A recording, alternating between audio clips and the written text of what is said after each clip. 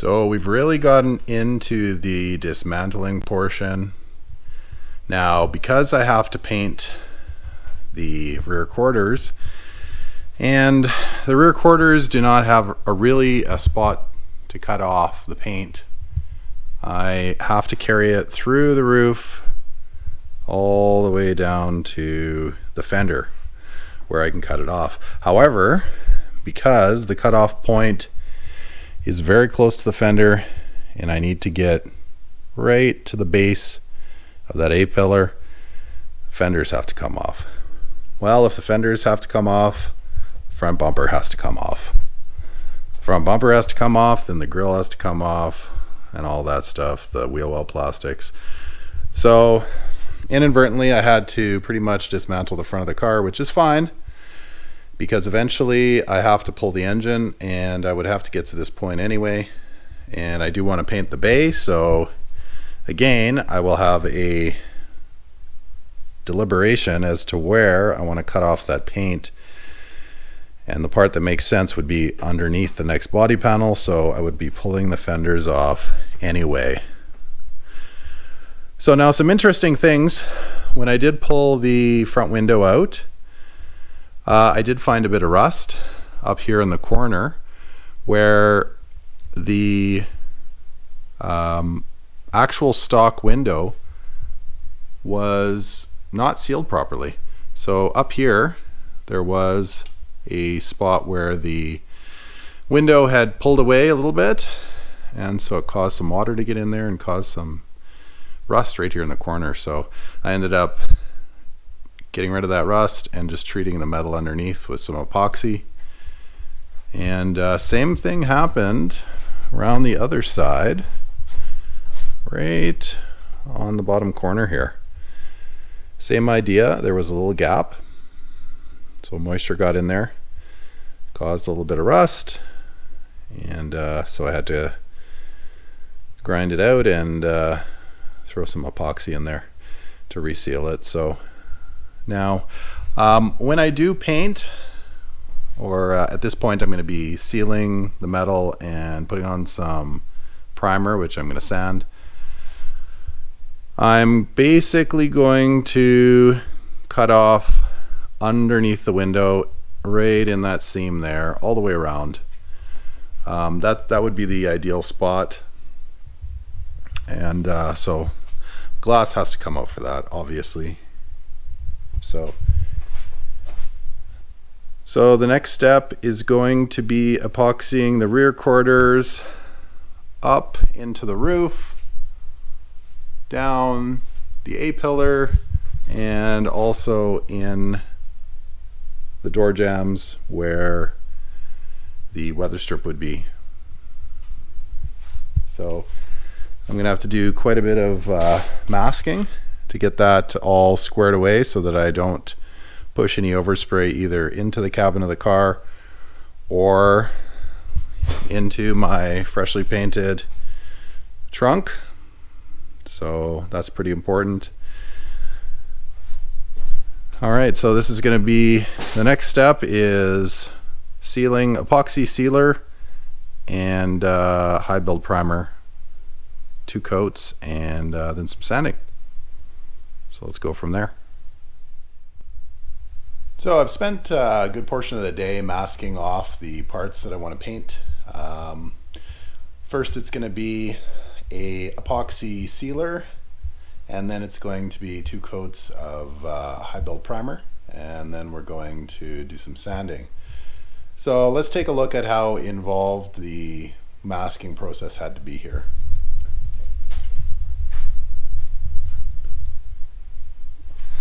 Basically, it's anything that I'm not going to be priming had to be covered up. So as you can imagine, this is pretty in depth, so this is why it took me most of the day. And all of those edges have to be pretty sharp because some of this, there's fresh paint underneath, and some of it is just basically concern for overspray.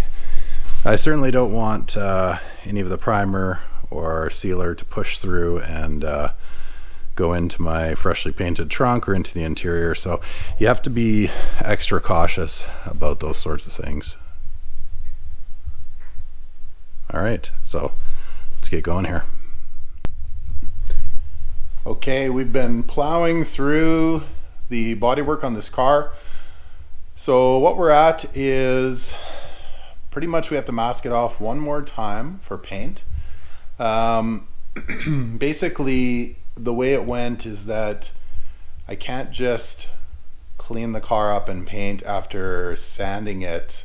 So I left the old masking on to sand so that I could just keep dust out of the engine bay and out of the cabin of the car, but then it's just impossible to get all that dust back out, and you don't want it to contaminate the paint. So I had to tear all the old masking off, and now I got to mask it a second time for paint, having cleaned it already. So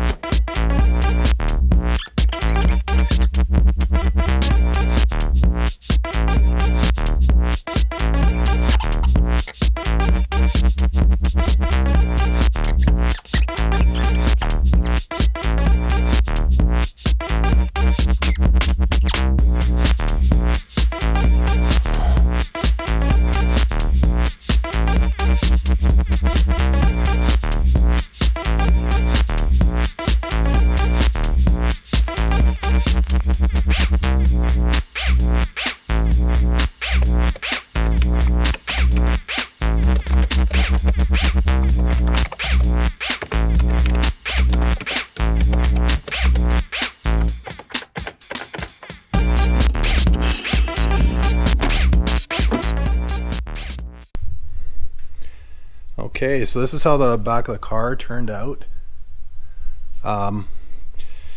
Now, so this corner's been hit quite a few times. I found that the quarter has been replaced before, so that means that now it's been replaced twice. And there was also burn marks on the inside of the quarter panel indicating that it's been pulled as well. So the corner of the car was in a collision. Wasn't a big one because the floor never wrinkled. So if you look in here, none of the floor was really damaged. However, this created quite a few alignment issues.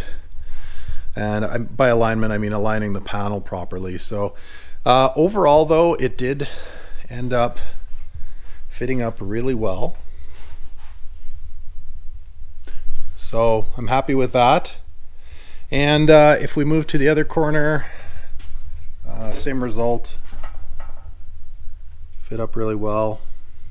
Now I did add a carbon cover on the tow hook, which is just where the exhaust pokes out. So it's like a carbon guard for the exhaust.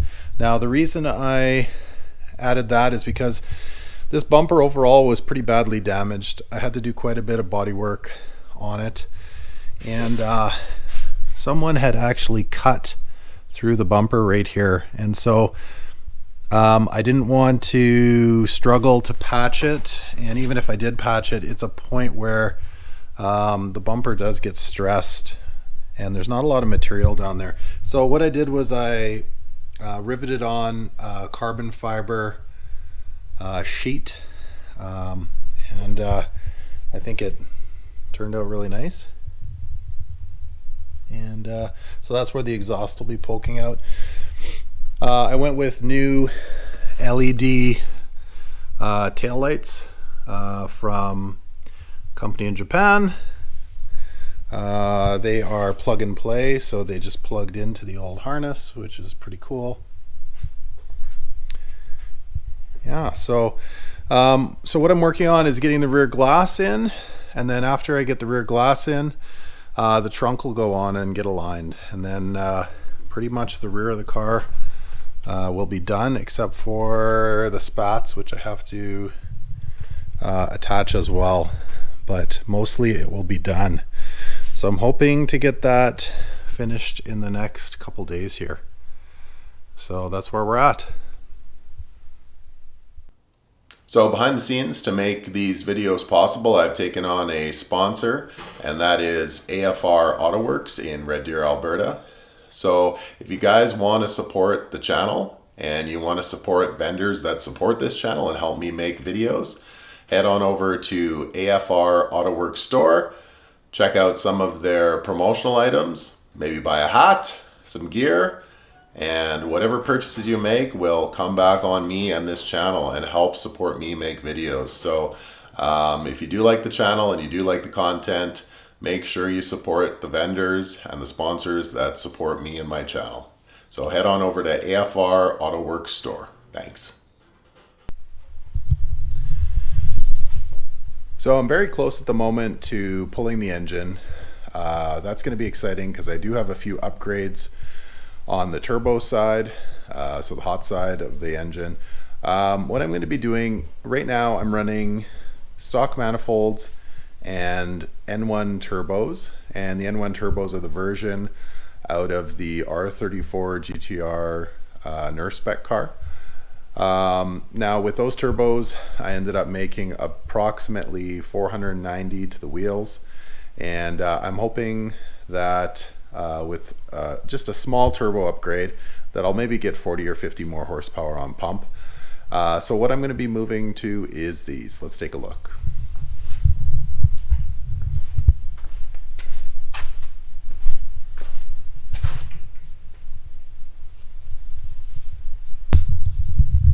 Okay, so this is the kit that I'm going to be using.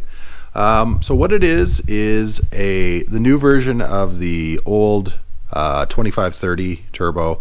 Now a lot of people say online that the new version isn't as good as the old version. I tried my best to find the old version new, but I mean, they're just gone. It's an old turbo. So I went with the new HKS 2530. It's based on the HKS GT3 turbine, and from what I've been told from guys, the R34 guys that I know in town, that this should make on the high end in the low fives, so 530, 540. So we'll see if that comes to pass. Is it going to be better than the current N1s on the same dyno? That's really all I'm concerned with.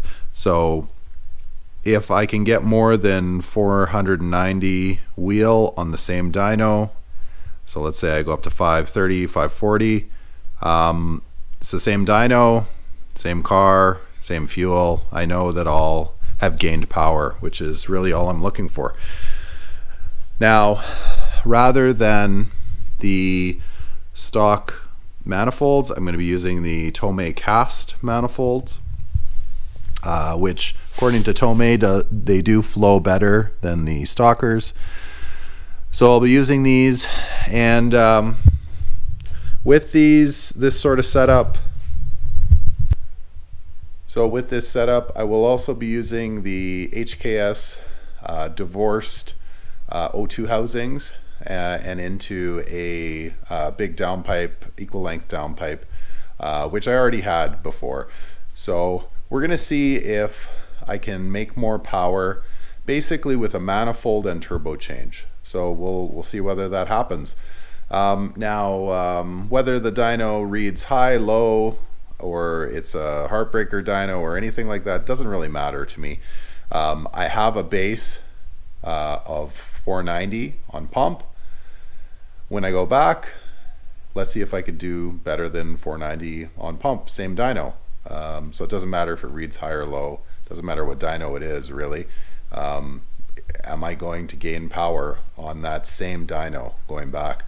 So we'll see what happens. So it's going to be AFR Performance in Red Deer, Alberta, which is going to be tuning the car on a Link G4X, which is they did all the tuning before.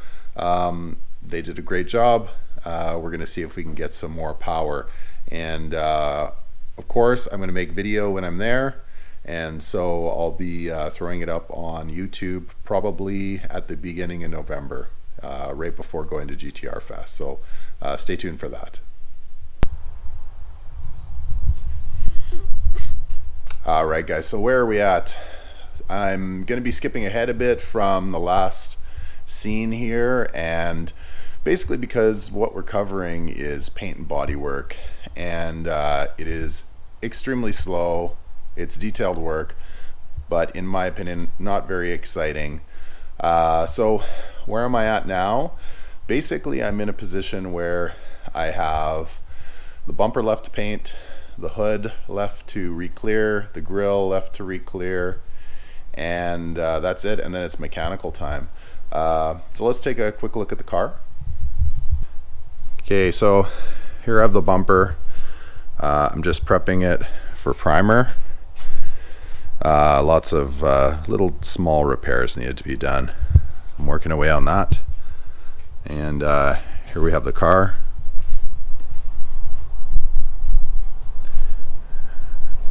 Doors are on.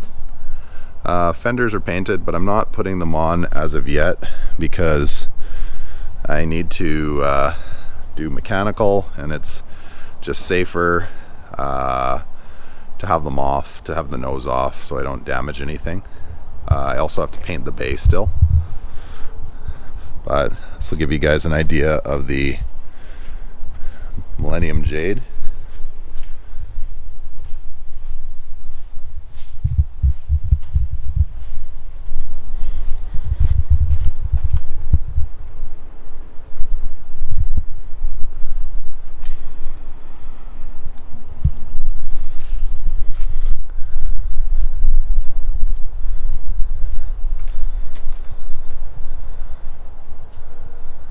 Okay, so we're almost ready to move to mechanical, which is engine out. I'm going to be doing a bunch of things with the engine to withstand slightly higher RPM, some oiling stuff.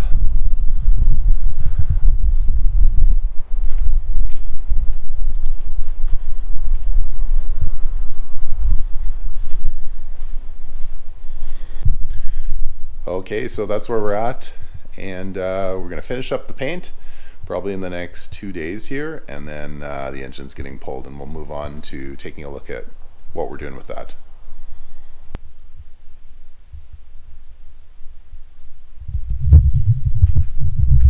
Alright guys, thanks for checking out the video today. So as you can see, engine is out. We've started on the mechanical, so that's going to be the next video that's going to be up in a couple weeks here. So as of today's date, October 14th, I've started the mechanical. I'm a little bit behind schedule, but I have confidence I'll be finished for GTR Fest in mid-November. And on top of that as well, I'm going to be putting up a video related to the rear glass install. This is something you can do at home. When I was searching for information on how all the trim pieces go together and how to put the rear glass in, lots of the advice online was call a glass guy. So I'm going to put up a video so that guys that want to do it at home have a little bit more information on how everything goes together. And because I did put it in myself in my shop here, and it went fine. So stay tuned for that as well. That video should go up with this one as well, so check that out.